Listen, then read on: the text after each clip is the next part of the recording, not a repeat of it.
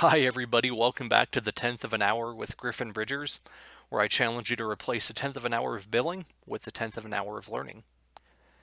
For today's episode, episode 8, we're going to look at gift tax planning using a technique that's not often used in any sort of estate planning scenario called the non-qualified disclaimer. Now before we get into a non-qualified disclaimer, it's first important to look at what constitutes a qualified disclaimer and why might you use it?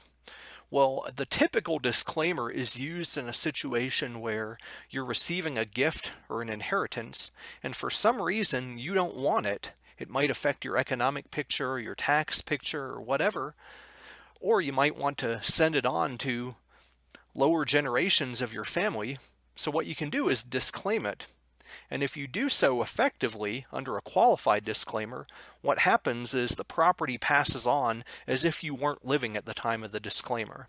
So because of that, it's important from a tax perspective because you're not treated as if you took the property and then transferred it to somebody else, which would usually result in a gift tax liability. Instead, the property just passes on as if you weren't living at the time of the disclaimer, in which case you have no gift tax liability. So that's a good thing in most contexts in which a disclaimer is used. Now, in order to have a qualified disclaimer that avoids this gift tax issue, it has to be in writing, and then within a certain amount of time, usually 9 months of when the transfer becomes effective, the disclaimer has to be delivered to the person who is in charge of the transfer, be it a personal representative or a trustee or a donee of a gift. Now, if you're a minor at the time of the receipt of the gift or inheritance, you have a longer period of time. You have to disclaim within 9 months of reaching age 21. But in all of this, during that 9-month period or that lead up, the biggest kicker is that you cannot have accepted any of the benefits of the property during that time. So you have no test drive. You can't take the property and then decide later that you don't want it. You cannot take it at all if you want to disclaim the property and avoid this gift tax issue. But there are situations where maybe a non-qualified disclaimer could be useful. Now I'm going to highlight this in the context of the gift tax lifetime exemption of 11.58 million, which is higher than it's ever been in any history of the gift tax. So what that means is that during life you can give away up to 11.58 million in assets free of gift tax. And the reason you might want to do that right now is because no later than 2026, current law says that that exemption is going to go down by at least 1/2. It could even be reduced by a greater amount if Congress takes action between now and then. So it's a use it or lose it type of proposition. Now, if you don't have $11.58 million in assets in your own name to give away that full exemption, what do? Well, one untapped resource of assets that you could gift away to use this exemption might be assets in a trust that's created for your benefit. And that might especially be important in a case where those assets will be included in your gross estate for estate tax purposes at your death. So if you're not worried about the step up in basis, what you could do is maybe look at giving away a portion of your interest in a trust or all of your interest in a trust. But you run into some roadblocks. First, usually if you wanted to take a distribution out of the trust and then give away the assets, your ability to receive that distribution isn't controlled by you, it's controlled by the trustee of the trust, who might be different from you. And even if you or a different person is the trustee, that trustee is limited by certain powers. The trustee has the discretion to make distributions to you, and they might be limited to a certain standard, an ascertainable standard like health, education, maintenance, and support. In other words, your standard of living. And typically, gift tax planning isn't going to fall into that health, education, maintenance, and support standard. Further, if you wanted to just simply look at your interest in the trust as property and transfer it on to somebody else, you might not be able to do so either because most trusts have what's called a spendthrift clause, which keep you from transferring your interest in a trust.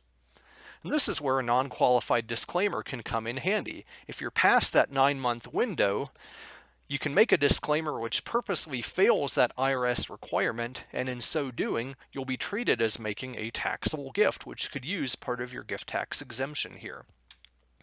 But tax law isn't the only governing law when it comes to disclaimers. Property interests are also governed by state law, so you should make sure that state law does not bar you from disclaiming property. Now, in most cases, it won't.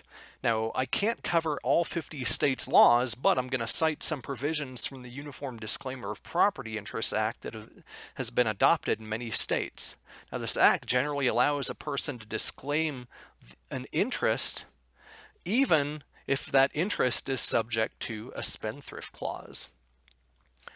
And as long as the disclaimer meets the requirements of state law, it's not a transfer of an interest. However, if there's a disclaimer of an interest that's barred, then it is treated as a transfer of an interest. And the biggest area where the interest is barred, similar to what we covered in tax law, is in a situation where you have accepted the property.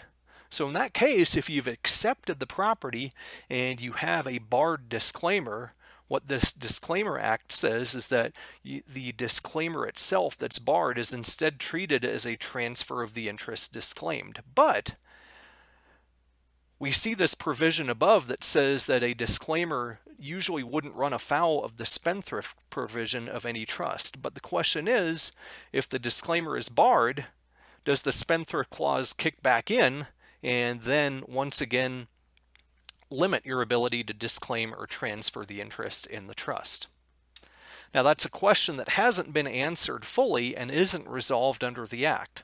But for the time being, some key takeaways are to note that a non-qualified disclaimer might work for gift tax planning by purposely failing the requirements of tax law.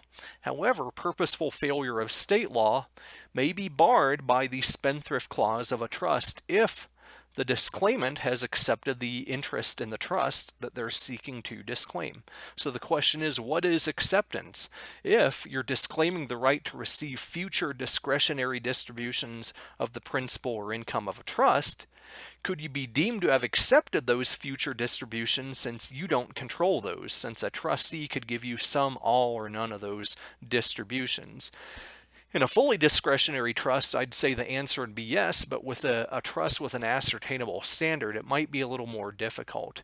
And I think in the case of an income interest, you definitely would be hard-pressed to be able to disclaim that future income interest without running afoul of the spendthrift clause if you have accepted any of the income distributions in the past. Thanks again, everybody, for joining me for this episode of the 10th of an Hour. As always, if you have questions or topic suggestions, feel free to email me at griffin.bridgers@gmail.com. Thanks again, and I look forward to seeing you in the next episode.